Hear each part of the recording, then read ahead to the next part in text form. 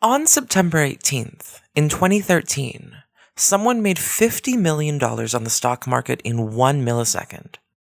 To get an idea of how much and how fast it is, if we stretch that same earnings rate over a long period of time, in the tiny little moment it takes you to blink, they would have made $1.5 trillion, which is more money than there are US dollar bills to represent. But when this market actor cashed out on that 50 mil, they left a dirty little secret behind in the data. First, some background. I studied economics in university, and I'm going to guess that statistically, you probably didn't. Don't worry. This sounds like a story about the market and trading algorithms and the speed of data transfer through fiber optic cable, but deep down, it's a heist story about someone knowing something they weren't supposed to know yet and using that asymmetry to make money. High-frequency trading is one of those things that people feel like they should be better informed on, but I think people feel like they don't have the prerequisites to catch up. If that's you, I'm here to help. Here's my boy Eric Hunsader, founder of the trading software firm Nanex, backing me up. I think he's dope. Well, the high-frequency trading debate, you don't have to understand microseconds or high technology. It's really all about one class of people who are not following the rules. It's that simple. Let's talk time frame. Every year, the Federal Reserve, which is the US's central bank, announces whether interest rates will stay the same, go up, or go down. 3 possibilities. It's a big deal for the market because a change in interest rates changes the math of how to most efficiently make money. The announcement goes out at exactly 2 p.m. and 0 milliseconds. But for half an hour beforehand, financial reporters are briefed on the recent changes in a Faraday cage where they can write their articles and then released to go talk to their cameras at 2 p.m. At exactly 2 p.m. and 0 milliseconds, the Fed released information about upcoming rate changes in a format not immediately readable by high-frequency trading algorithms. That data was released from Washington and almost instantly transmitted to New York and Chicago at the speed of light, the homes of America's stock and futures markets, respectively. It takes 2 milliseconds for that data to reach computers in New York and 7 milliseconds for it to reach Chicago. 2013's announcement, essentially, we won't taper down this year, was a big deal. The 10 milliseconds that follow, the 1/100th of a second after 2 o'clock, was the most active 100th of a second in US stock market history. But there's a wrinkle here. At 2 p.m. and 7 milliseconds, a frenzy of trading hit Chicago. At 2 p.m. and 2 milliseconds, it hit New York. But at 2 p.m. and 1 millisecond, somehow, impossibly, somebody made $50 million. I'm Stephanie Woulding, and this is Ephemera.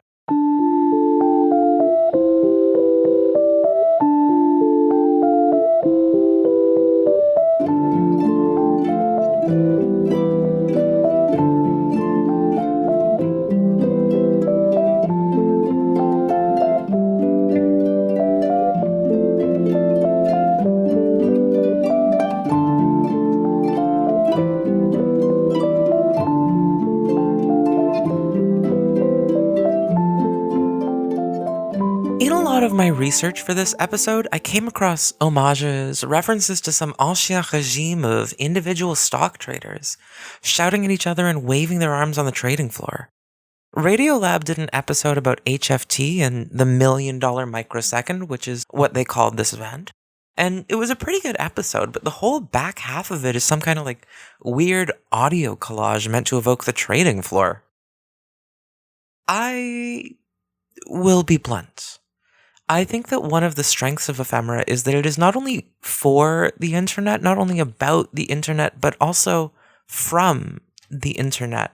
My frame of reference is different to that of traditional journalists.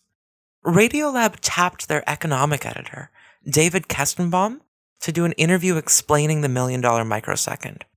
But Kessenbaum was born in 1969 and grew up offline. I was born in 1993, and the only stock trading I've ever known about was done by computers. Computers figured heavily in my econ courses at university. And I think that this matters.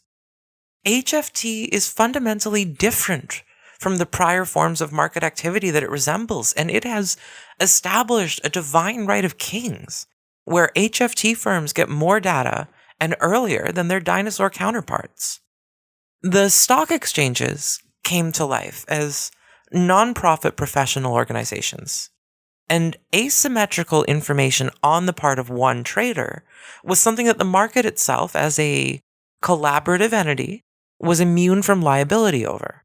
That legal immunity stuck around, even as stock exchanges stopped being non-profit professional associations and instead became part of the laissez-faire criminal conspiracy known as modern finance. As Hunsatter points out, these stock exchanges are publicly listed companies in their own right, and their shareholders demand high returns. They have no choice, strategically speaking, but to leverage that legal immunity. Everyone who thinks that stock market trading is done by people, or that human beings can operate in any way in the loop, is, I think, fundamentally mistaken, or misguided, or misinformed. Algos and bots make up just under half, but a plurality of the stock market's actors. In this respect, the market is technologically the future of the US military, which is only beginning to get into AI and algorithmic decision-making. The US military says that its advances in artificial intelligence will push military commanders from in the loop to on the loop, operating in response to millisecond speed inputs. For the military, that future is a decade or two away. For finance, it's already history. Let's look at something material to bring us back to reality. I promise to talk about this stuff really straightforwardly, okay? Generally speaking, HFT firms engage in a kind of activity that people call market making. They make themselves known as buyers and sellers of a certain kind of commodity. Traditionally, a market maker is someone who builds an inventory of and acts as either a buyer or a seller, depending on the other side of the transaction, of a certain kind of stock or a certain ETF. Something that's important to mention is that on most exchanges, market makers are eligible for tiny little commissions, meaning that even if there's no actual change in the order spread, they can still get paid for creating liquidity by acting as intermediaries. Here's a quote from a dry but efficient YouTube explainer. They're usually big banks or institutions, and they're there to make sure that if a buyer or a seller shows up at the market, then they've got something to buy or to sell. And they do that by actually acting as the buyer or the seller in any given circumstance. So, for example, if you show up and you want to buy some bonds or you want to buy some stock, the market makers will have bonds or stock for you to buy. Or if you go and you want to sell some treasury securities or some futures, the market makers will buy those securities or those futures from you. And then there's the fact that they are on both sides of every trade, or most trades, which means that they can buy at one price and sell at another, higher price. And of course, you do that often enough, you're making some real money, which makes you happy. HFT firms are different from traditional market makers in a couple very meaningful ways. Number one, HFT firms aim to have no assets held overnight when they'd be unable to use their asymmetric advantages, because trading only happens during a certain window in the day.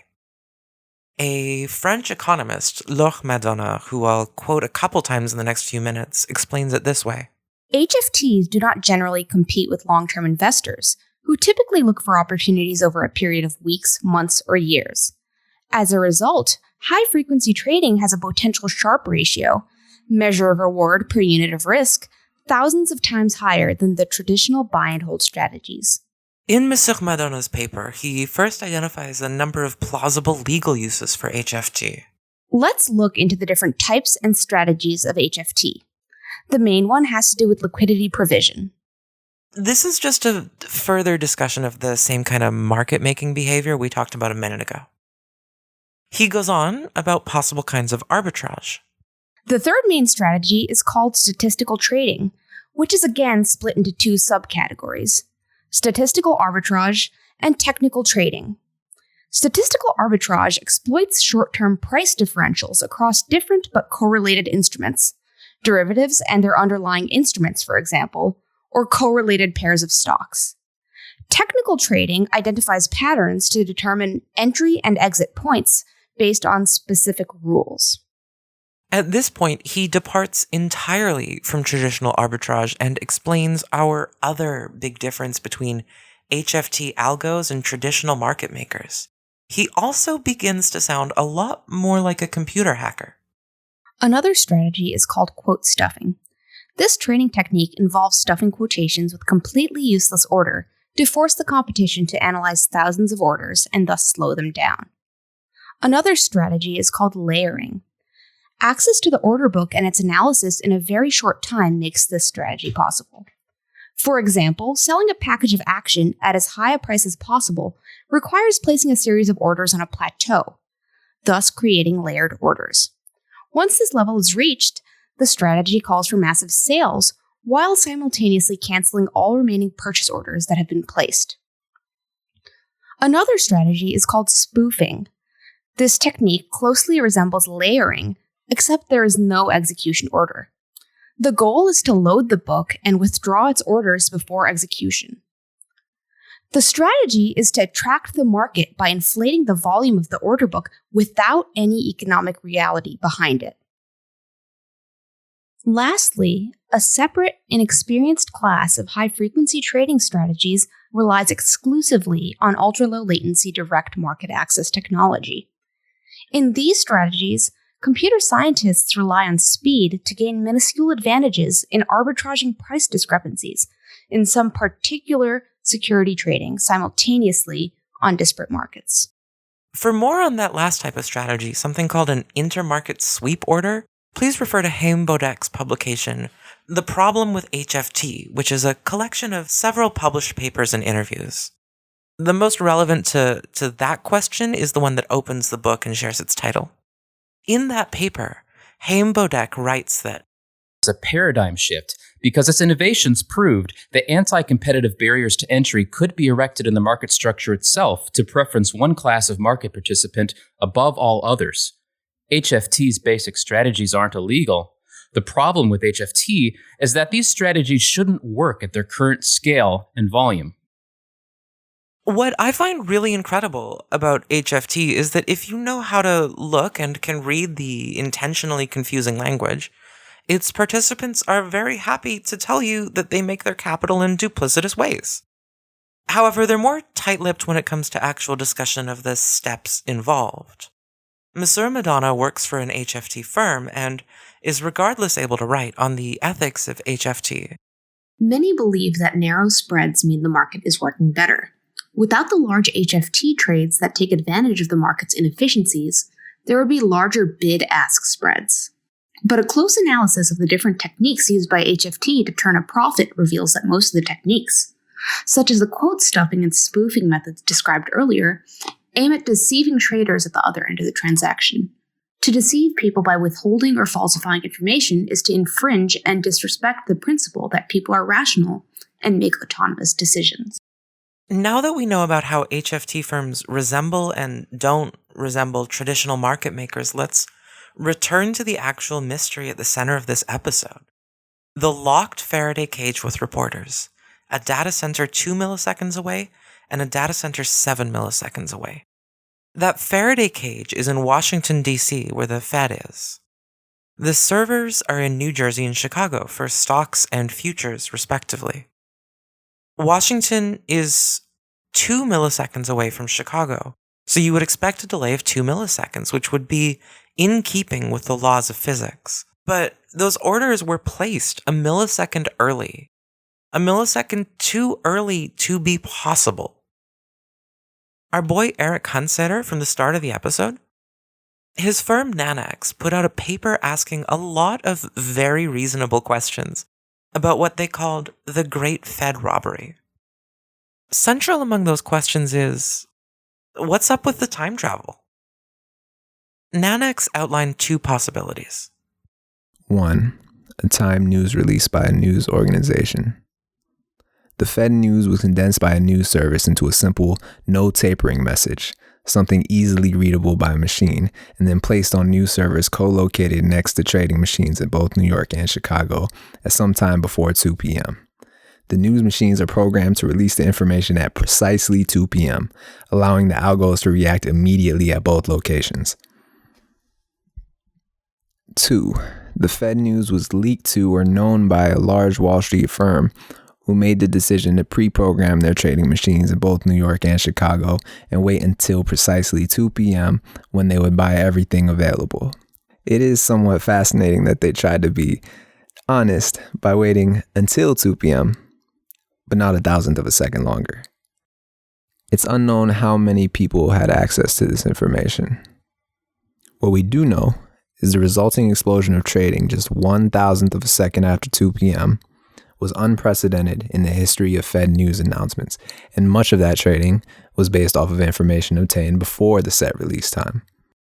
In response to Nanex's paper, HFT firm Virtue Financial published a rebuttal, which basically argues that, as one of their top brass also argued at a big important finance meeting, Nanex is peddling this nonsense about an early release. Eric Hunsater is just 100% wrong. The problem is that the New York Post and CNBC, the Wall Street Journal, and others pick this guy up as an authoritative source. And he really has and should have zero credibility. He's tweeting about it 24 hours a day, God bless him, but that's the last you'll hear about it from Virtue. But he's wrong. Trust me, he's wrong. But Virtue's own paper presumably rushed out to argue that Nanex was using insufficient data, manages to, in fact, prove Hunsater's point with their own cited data. It's a truly embarrassing cell phone. Here's a finance blogger who goes by the name The Sniper of Mahwah, Mahwah being one of the big data centers, describing the Virtue rebuttal. Though Nanex does use the publicly available consolidated feeds rather than raw feeds from exchanges, Virtue's own data corroborates Nanex's assertion that Chicago markets reacted in less than Virtue's minimal time delay estimation of 2.1 milliseconds. That distinction between the consolidated feed and the direct feeds is relevant. The consolidated feed is something called the SIP, or the SIP, which is also sometimes just called the tape, or a couple other names. It's the beating heart at the center of Regulation NMS, a set of government rules passed in 2005 that are supposed to make sure everyone in the country has access to the same real version of the national market. NMS stands for National Market something. The direct feeds are a different beast altogether. Individual firms or actors pay the exchanges directly for a point A to point B data connection. A lot of people understand HFT as being fundamentally about speed, probably you included, that it's strictly a race to be the first person to react to public information. But Haim Bodek, the trader who wrote that book about the problem with HFT, he has a much more chilling analysis. Yeah, I've said over and over that speed is a red herring. The example I like to give is that I was investing at my old firm. I was investing in significant technology. Our system was basically distributed over 5 different co-location sites. We used all the fast price feeds. And the more and more I invested in that technology to get faster, the more slippage I started seeing in my orders. Mm-hmm. And I'm supposed to get better executions, not worse ones, as I get faster. Right. And what was happening is I was kind of falling into an order type abuse with greater and greater frequency because I was so fast. I was the first one to jump into the snake pit. Right. Haim Bodek, and to an extent Michael Lewis's book Flash Boys, which I also read again for this episode, stress the importance of these snake pits, specific order types, and the copycat arms race between different exchanges catering to the same vastly wealthy HFT clients. I'm getting the feeling that for a lot of people listening, we're coming a little too close into actual discussion of economics. And I want to preempt that because, like Eric Hunseter was saying, this actually isn't a story about financial acumen. It's a story about collusion and a rigged system. And if you really want that Wall Street gossip, I've assembled a small reading list for you in the show notes. The discussions on Hide Not Slide, as well as Nanex's publication on SIP timestamp manipulation, are probably of special interest to you. Actually, let's talk about that timestamp manipulation. This really goes all the way back to Michael Lewis and Flash Boys, and the practice he describes of exchanges flashing price information at HFT firms before the rest of the market is made aware. Those HFT algorithms are all sitting on big data center computers, each of which is co-located with an exchange and connected to it by 1,000 feet of cable, which is, so they're all the same distance. They all have 1,000 feet of cable. But the SIP isn't co-located with any exchange because it's connected to over a dozen of them. And so something really worrying happens as a result. Now, Reg NMS, the National Market Regulations, prohibits exchanges from providing information to direct feed customers any sooner than they provide it to the SIP. To do otherwise is illegal and punishable by millions of dollars in fines, which is unfortunately pocket change to the people who would get fined. Nanex published a very easy-to-understand GIF that explains the entire issue in like 5 seconds. Unfortunately, podcasting is an audio medium, so I'll just explain it to you in 20 seconds instead. Let's consider a hypothetical exchange A. Exchange A, which I'll call the Zoo-Zork Stock Exchange, is 1,000 feet of fiber optic cable away from its HFT algo traders and 40 miles away from the building where the SIP feed is consolidated. Obviously, the speed of light down fiber optic cable is constant in both data transfers. This means that the information, which is traveling at the speed of light, will finish traveling the shorter distance before it finishes traveling the longer distance. I'm being very elementary school about this because this is the most important thing for you to understand. The HFT computers are closer to the exchange than the central database is. When the SIP receives the Zoo-Zork Stock Exchange's data, it re-timestamps it based on the time that data arrived at the SIP. This isn't a huge amount of time. If you do some napkin math, it's about 0.002 of a second. But that's 20 distinct 1 millisecond ticks of the clock for HFT firms to do mischief in. Nanex conclude their short article like so. Furthermore, speed differences between the direct feed and the SIP can lead to other undesirable market behaviors, such as momentum ignition. Simply put, when prices suddenly move, those who can act earlier, HFT using direct fees, will profit at the expense of those who cannot, such as internalizers and dark pools that are based on the SIP.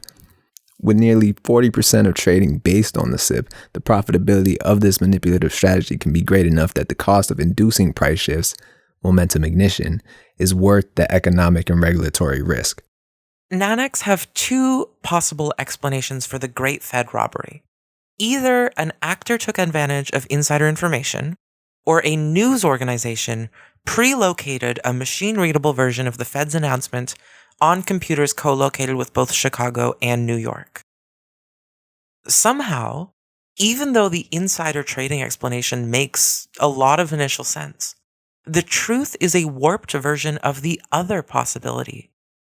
The data was not under lockup in that Faraday cage, it was under embargo, already loaded onto data center computers and programmed to release for those actors at exactly 2 p.m. atomic time. This next quote comes from Quincy Data, a market data firm affiliated with McKay Brothers, who operate microwave signal towers that can cut a direct line through the Earth's surface in order to shave milliseconds off of signal transfer time. Quincy Data take a look at Virtue's report Nanix's original data and Nanix's rebuttal, and then they use McKay's own microsecond timestamps.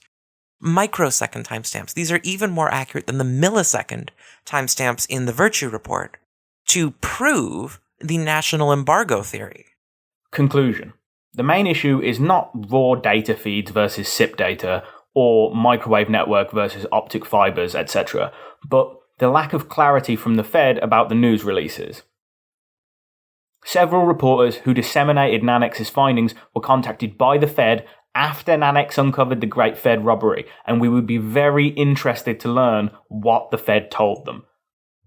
We would be happy if the Fed could explain publicly and precisely how the release of news works. The Quincy Data Report also manages to quote a futures industry spokesperson, and the evidence of this has been wiped off the internet, so you will just have to trust me, but that spokesperson says, starting in March, accredited media agencies have been given Federal Reserve policy statements in advance under embargo, as opposed to lockup, as was the case prior to March. Nanix were almost right when they guessed that a news organization had prepared its release under national embargo. But the embargo and its selective implementation came directly from the Federal Reserve and was implemented by HFT firms. It's hard to imagine finance as anything other than a rigged game after you hear this kind of stuff. That's my take on this anyway. A full investigation of what has changed in the US stock market since 2013, when this all went down, would be far beyond the purview of ephemera. It's something Haim Bodek writes a little more on as well. But I hope I can reassure you, my friends, that financial firms, though evil, though malicious, though acting on asymmetric information to ruin the lives of the working class, they don't yet have access to time travel. I think we would all be turbo fucked if they did. Perfect.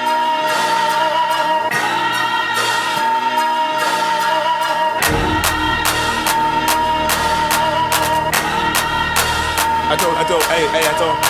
Up in the morning, miss you bad. Sorry I ain't call you back. Same problem my father had. All his time, all he had, and what he dreamed, all his cash. Market crash, hurt him bad. People get divorced for that. Drop some stacks, pops is good. Mama passed in Hollywood. If you ask, lost my soul, driving fast, lost control, off the road. Jaw was broke. Remember we always broke. Remember I'm coming back. I'll take it all the stack. I got broads in Atlanta. Audio engineering for Ephemera is provided by the generous and wonderful Miguel Tanhi. If you like Ephemera and want it to thrive, consider supporting the show on Patreon. Patronage means the right to perform a voice for the show if you want. There's a couple hours of audio for patrons as well as 2 zines as well. There's more details in the show notes. This month, I'm sending chart with downwards trend emoji out to Aiden D, Julio P, Matthew B, Robin H, Meredith H, Drew K, the Bernardosaurus, Frank West, Alice, Drew K, Tanky Factory, Homo Vulgaris, Kevin W, Brady B, Eric, Discourse Stew, Siberian Pine Hardwood, Ben M, Heather T, Carl R, and Salubrious Rex. My sincere thanks to all of my patrons. Without you, I wouldn't be able to do the amount of research that makes Ephemera as good as it is. And, of course, my thanks to you for listening.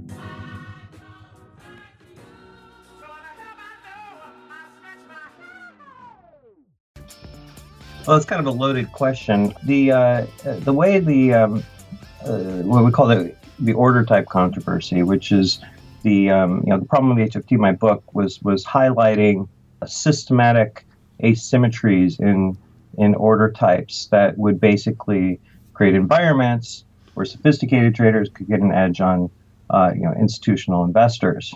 And so, what is the remedy? You may not be happy with it, But most of the practices that I kind of exposed were basically approved by the regulators. These back doors that are now finally they're disclosed, but there's, from my perspective, there's still a back door.